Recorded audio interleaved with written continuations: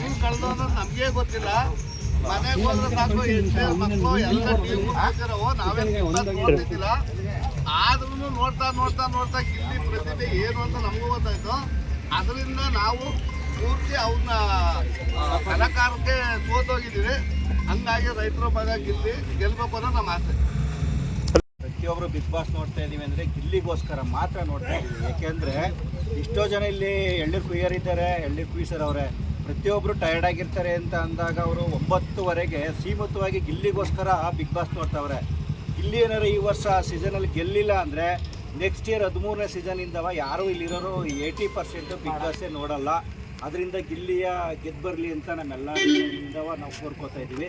ಜೈ ಗಿಲ್ಲಿ! ಅಭಿಷೇಕ ಹೋಗಿ